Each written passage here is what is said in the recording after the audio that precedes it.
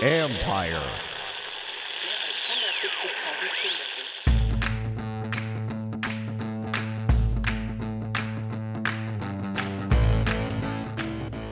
Hello and welcome to my podcast. We have an unusual one for you today. It's one where we actually talk about a win. How about that? I'm joined by Washington Post columnist Jerry Brewer. I talked to Landon Collins for a couple minutes after the game. He had said some things about Josh Rosen that probably pretty obvious. And I also give you my observations on the game. But first, my interview with Jerry Brewer.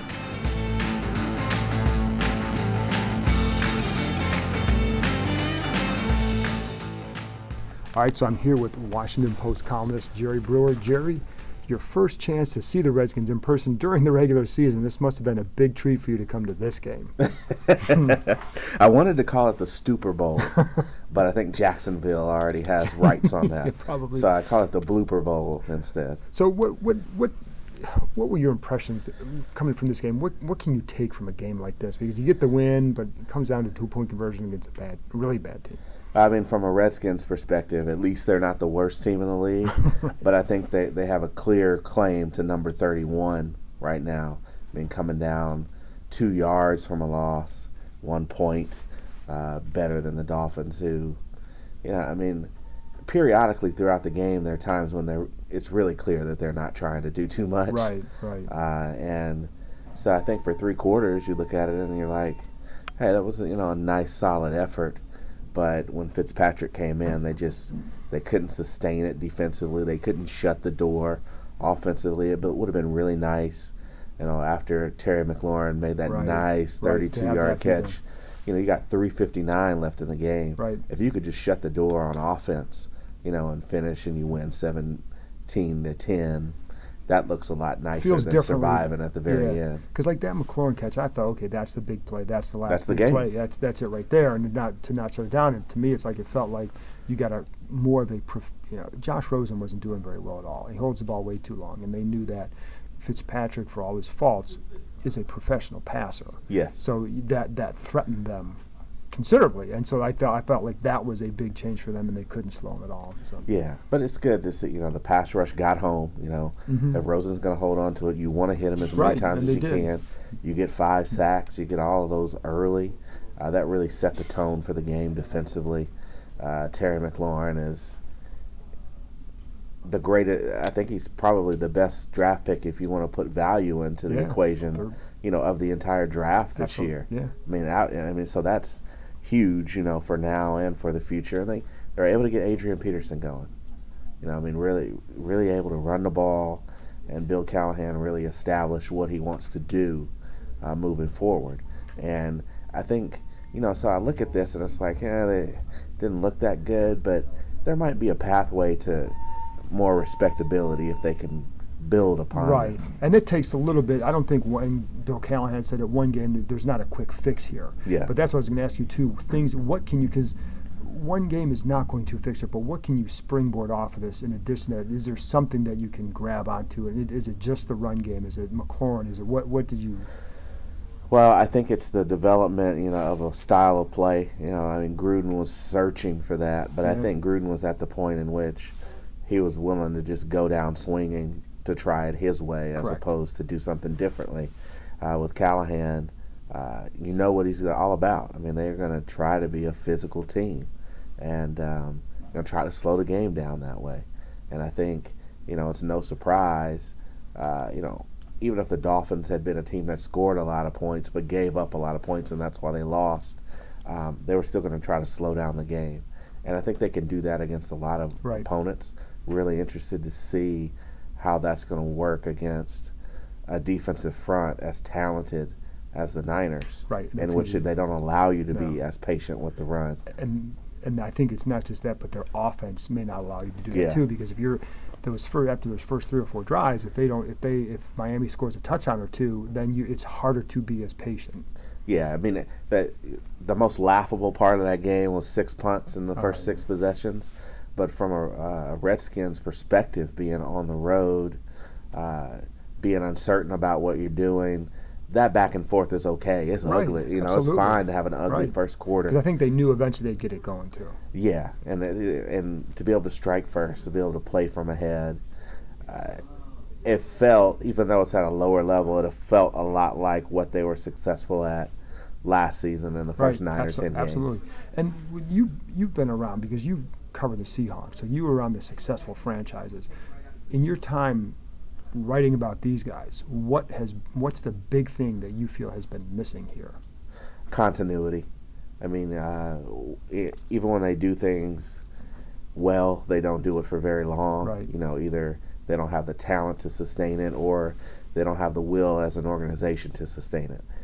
So that's what you're really looking for, and that's where I think Callahan is going to be good for them, because it's very simple. He wants to do a very streamlined thing, and he is going to, when you play that way, you put an onus, a responsibility on your defense to play. Right. And I think that understanding could help them. I think emotionally, knowing that you're going to have to be a unit that they play off of might inspire some better play. And even as much as they are of a mess as they were those first 5 weeks, they're still competitive. Right.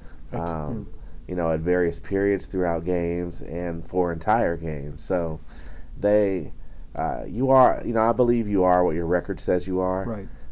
But they're clearly on the higher end of a team that was 0-5, now 1-5. And the schedule was brutal for them, and they playing teams that just they weren't prepared, ready to beat.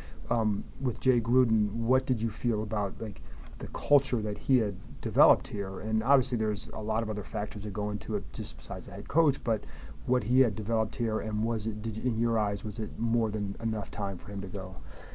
Yeah, realistically in the NFL, when you've only made one playoff appearance and only had 2 winning seasons, you're very fortunate to last into year 6. Right. So in the big picture there, yes, it was plenty of time. When we look at how it all went down, kind of changing the front office 3 times, really.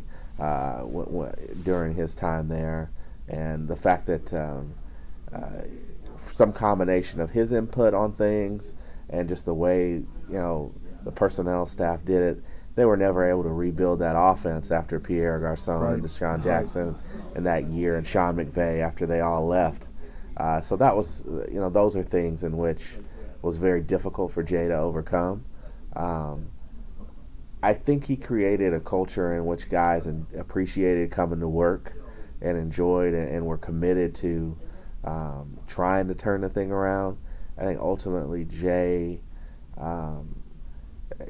because he's so laid back and such a good guy, it created a little too lax of an environment. You would like to have someone who had some of his superpowers and being able to manage up. Right. You'd like for somebody to just be able to also create a greater sense of urgency. Right. And I think that was just kind of him. And he was one thing about Gruden, he was almost positive to a fault. Right. Like he really believed what he was doing was going to work. And if the players on offense would just follow what he saw, and if the entire team would believe in what he believed, he felt like it would work. But he wasn't great at adding just the just dogged, persistent kind of stay on them type jerk to that. I think at times you have to just drill it into guys' heads. Absolutely. And he felt like, okay, I've emphasized it, that's enough. But there was too often where it was like he was trying to get them to do things 3 and 4 times. And we all know as parents, if your kid hasn't listened to you the 3rd or 4th time that you've told them to do something, you need to change the way that you're delivering your message. Absolutely. And he never quite was able to do that. I want to ask you about Terry McLaurin too, because this is, again, a good chance to see him in person and see what he can do and to be around him a little bit. And I want to end on this one, but what is your impression of him so far? What have you seen that jumps out to you? Man, I tell you what, as somebody who has watched a lot of Ohio State football, I had no idea. And I just had no idea. Right. I was just focused on so many other players on that team, on that offense. He has a chance to be one of the best receivers in the league for a long time. His route running, he doesn't seem to make the same mistake twice. Right. He's got a short memory on things. He should have a short memory, like that drop and then coming back and making a big play. Talking to him, he's mature beyond his years. The fact that he has been so productive as a rookie on a team that's had 3 different starting quarterbacks is phenomenal. It is amazing. Now, so imagine when you get a permanent quarterback in here, what he might be able to do. I mean, he looks to me like a guy who, if he can stay healthy and adjust to the defense is adjusting to him, obviously, because he's going to start getting a lot of cover 2 and a lot of other emphasis. But if he can do that, I mean, he looks to me like a 80-catch, 1,100-yard receiver for a number of years, which is pretty amazing, with touchdowns on top of that. It's very amazing. 10 touchdowns on top of that. It's real amazing. Jerry, you got dinner plans to get to, and I know Les Carpenter's sitting here staring at me about ready to jump on me, so I'm going to let you go now, but I appreciate you joining me. Thanks a lot. Read Jerry in the Washington Post, and you can read Les Carpenter, too, since he's standing here eyeing me big time, so thanks a lot. No problem, man. After this break, I'll be back with my observations with some thoughts on the run game, the interim coach, Mike Tomlin, and the quarterback play.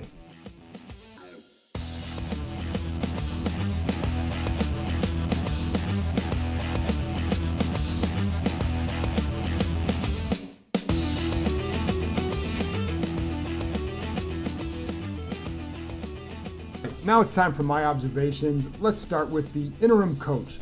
Was there a difference? At the end of last week, I talked to a player about the culture at Redskins Park. Hint, it's not good. You know that. But this player thought that Bill Callahan could make a difference just because of the structure he provided. One example, player asked me, do you know what time our 8:45 meeting began? I said, what, 8:45? He said, no, it started at 8:42. You came in after that, you were late. He said that wasn't always the case in the past. Sometimes those 8:45s would start at 8:47, 8:50. So I think that it speaks to the discipline and consistency that Callahan is trying to instill after Jay Gruden. I think that's something this team needs. Now, will that make a difference this year? Did it make a difference Sunday? Hard to tell, and it probably, as far as the rest of the year, probably won't make a huge difference because the talent base is what it is on offense. Issues there, we'll get to those in a few minutes. At least I don't think it's going to prove to anyone's liking, not to yours. But is it what they need in the future from whomever takes over in Washington? Of course, absolutely. And then when I asked this player, because my point was, could the head coach make a difference in the culture and supersede some of the other stuff that is there? This player said yes. We'll see if that's the case. Other people I've talked to outside the organization say no. Anyways, could that next guy be Mike Tomlin? I know that name was a big name on Sunday. For ESPN's Adam Schefter, my colleague, had a story in which that scenario was called far-fetched. Tomlin still has 2 years left on his contract, so unless the Redskins are willing to make a huge, huge offer to trade for him, or unless the Steelers fire him, Tomlin won't be here. And I've had others who know him well who say that even if they did fire him, he would have better options and they'd have a hard time believing that he would jump over to Washington. Tomlin's a loyal guy. I doubt he'd give his approval for any sort of trade, and knowing the way the Rooneys run the Steelers, I would be surprised if they didn't go to him and say, do you want out? Do you want to go there? If so, then we will trade you. I have a hard time believing all that would happen. I know the Redskins brass has a good relationship with Tomlin. I know some others, such as Jason LaCanfora, J.P. Finley, have heard things about him as well. I heard that the Redskins were enamored with him too. That doesn't mean it'll happen. There are other guys whose names you're going to hear won't happen there too. But for now, the focus is on Callahan and what he can provide. And I do think some of that structure and discipline will be good for them, even if it doesn't always result in wins. I think what you need to do here is reestablish your identity, not just as a team, but as a franchise.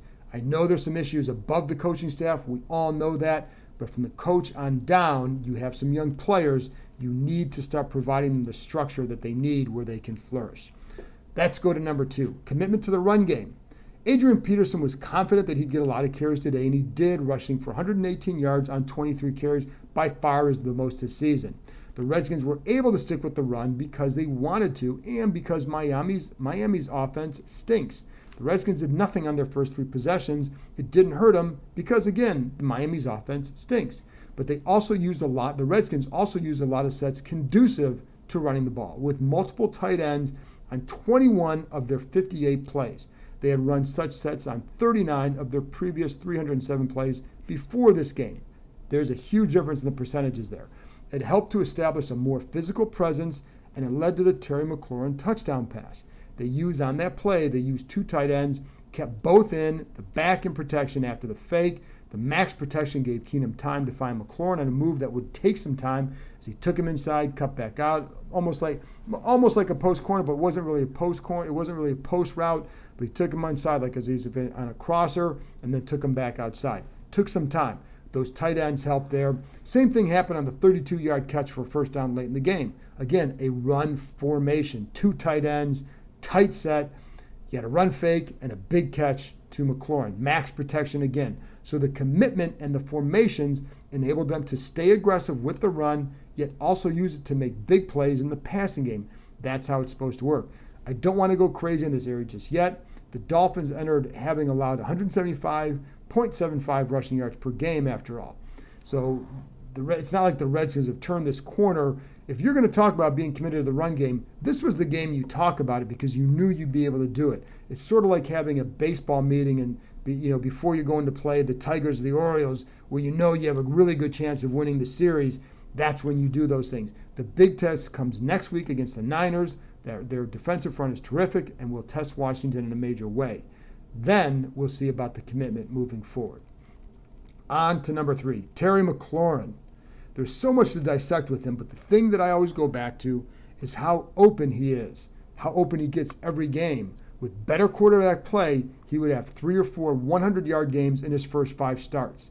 As it is, he has 2 such games and already 5 touchdown passes. He's a gem, folks, and here's why. Listen to his interviews and how he talks about himself and the team. It's genuine. When you talk to people here, when you talk to people here about him, there's an enthusiasm in their voices, and it's because of his approach. And it's what you hear is real for him. Sometimes with athletes and guys, he might say things because it makes it sound smart, or it's what they think people want to hear from them. With McLaurin, it's how he lives it. What he says is how he lives it. That's why Urban Meyer loved the guy. That's why he was the leader at Ohio State last year. It wasn't Dwayne Haskins, folks. It was Terry McLaurin. And that's not a knock on Haskins. It's a compliment to McLaurin. McLaurin will analyze his own play. He's smart. He can tell you exactly what he was trying to do on a play and why. Like on his first touchdown catch. He had seen Amari Cooper run a crossing route with success against Miami earlier this year. So he files that away. So you know that. The way he sold the route is on this play. McLaurin sells the crosser, which is what Cooper ran, sells the crosser by turning his head slightly as he cuts to the inside, as if he's looking back for the ball. The corner then undercuts the route, and McLaurin pivots back to the outside, breaks wide open. On his long catch late in the game, McLaurin knew he had to be patient and not give the route away with his eyes. That takes some savviness and some maturity as a rookie that a lot don't have. He is a savvy vet as a rookie.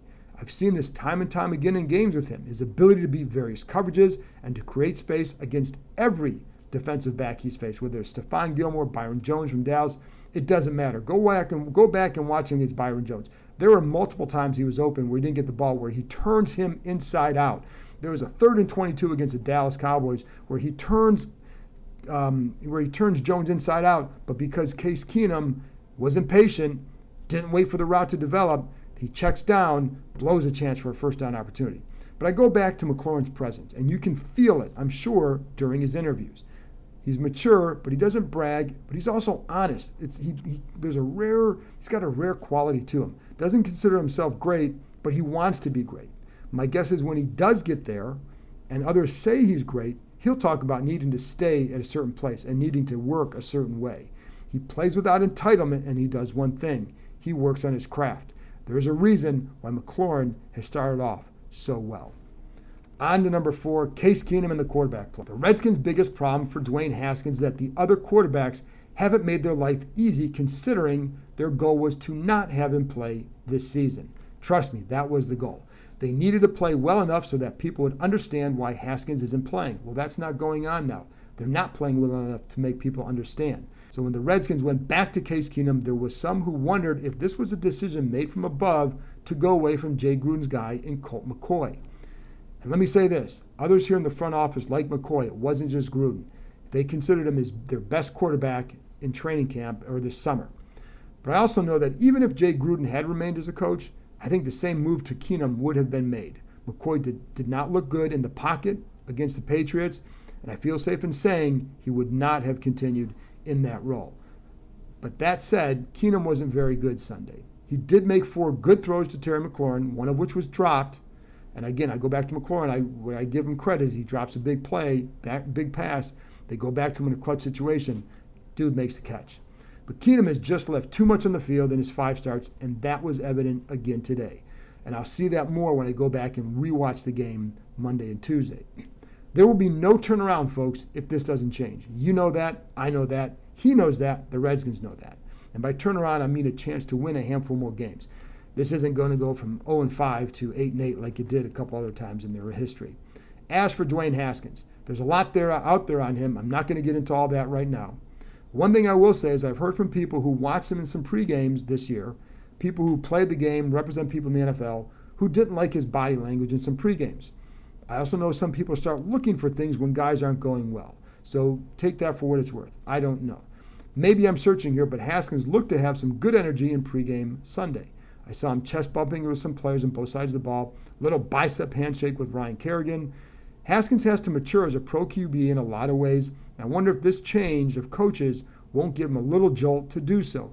He still has a ways to go. The Redskins know he's at least their best bet for the future as of right now. And I wonder if maybe now that he feels there's a different air for him because he knows, listen, they knew they had to develop him before. The development part is not new. They knew they had to do it. They were doing stuff.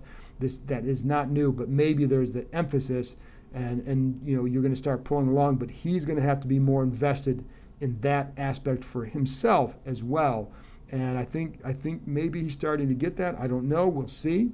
But I do think that, I always say it's a shared responsibility. The Redskins, you have to provide a nurturing environment for a guy to succeed, and that guy has to then do all that he needs to do at the building, away from the building, to go. And so he's a young kid.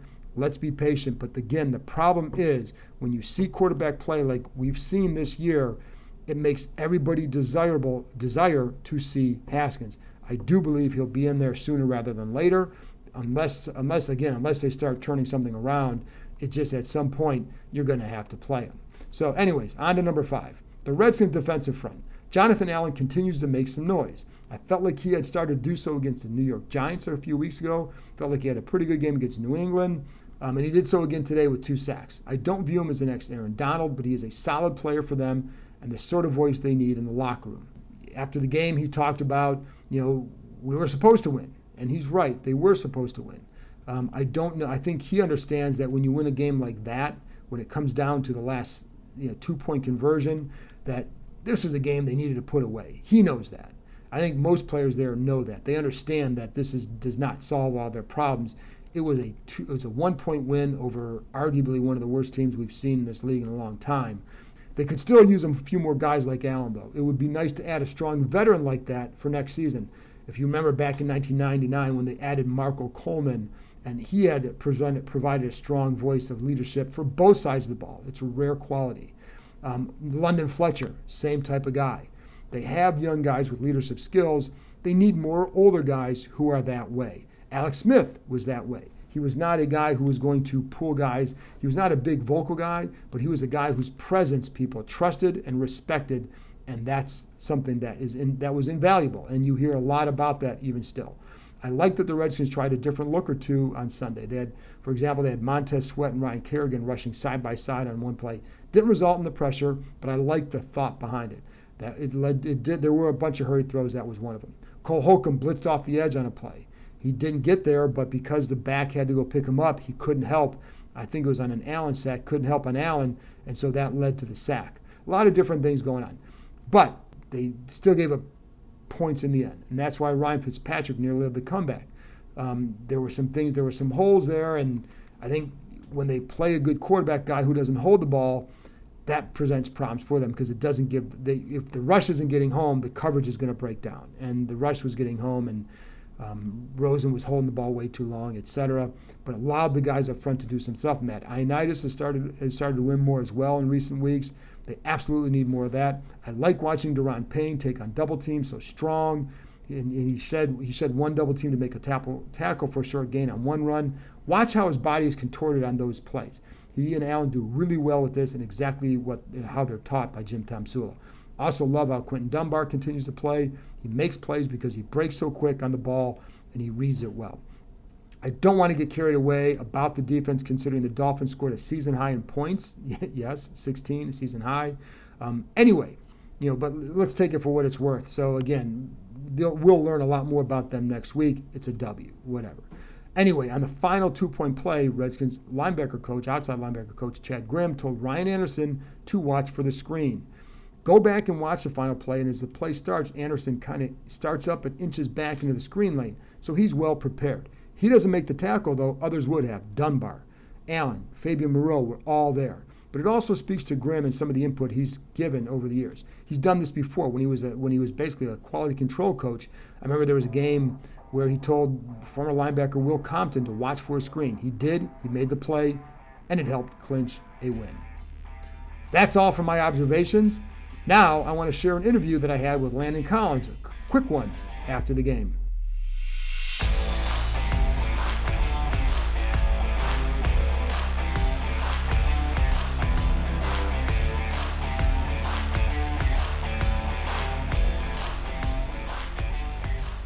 Just what does it mean to finally get this win? What does it mean? It means a lot. It's just we worked hard. We tried to figure it out. We stayed together, and we proved that as much as possible. And we did all three phases of the game, so it made a difference. Were you surprised at that 2-point conversion attempt, or did you think they'd go for it? I thought they were going to go for it. I mean, both teams, we've been both on losing streaks, so we both just trying to get a win. So did you know? Because it looked like you guys had, even if he catches that, it looks like you guys were in had position. Did you know what was coming there? We knew it was either going to 11 or it was going to 32. So you guys felt pretty good. Yeah, we felt pretty confident. When you have a lead like that, and they bring in another quarterback like that, does that provide a spark that it's sometimes hard to combat as a team? It's different quarterbacks, so we know Fitzpatrick is a gunslinger. So once receivers see him come in there, they know he's going to get the ball out. He's going to throw the ball. He's going to throw the ball wherever he needs to go, and then give his receiver chances. And that's what they knew they was going to do, and that's what happened. With Rosen, because you guys were having a lot of success against him. Does he hold the ball long? Did you figure you guys? He just hold the ball too long. Like I said before, he just hold the ball too long. He just got to give his receivers chances, regardless of the situation is down, and allow them to make plays. You also had the safety blitz for the sack. I mean, have you run that before this year? I haven't seen you do that. Nah. Okay, so why today was that? That was I just saw something in his way. Because you held that well. I mean, did you? I mean, that's when did you see something and you're going, or did you? I just saw something that way. What did you see? I just thought it was run. Okay. And I was going to blow up the back, but it was a play action, so I was already in there, so I just kept going from there. Did you see him, because you guys were pressuring him and hitting him like that, what did you see him? How did you see Rosen change because of the pressure that you guys were putting on? It wasn't just because of the pressure was putting on. We see it on film. We get pressure in his face. He kind of get timid behind with the ball. Okay, so how do you guys now build on this going forward? How can you build on this? We just keep going from here. We do our studies. We continue doing our competition periods and keep getting better, making each other better. Nice to leave with a good taste in your mouth, huh? Correct. Thanks, Landon. Got it. Well, that's it for now. Thank you very much to the Washington Post Jerry Brewer for joining me. Go read his stuff. He does a great job. Thank you to Landon Collins for taking a couple minutes to talk to me. And thank you for continuing to listen. I'm glad they got a win for you guys. Hang in there.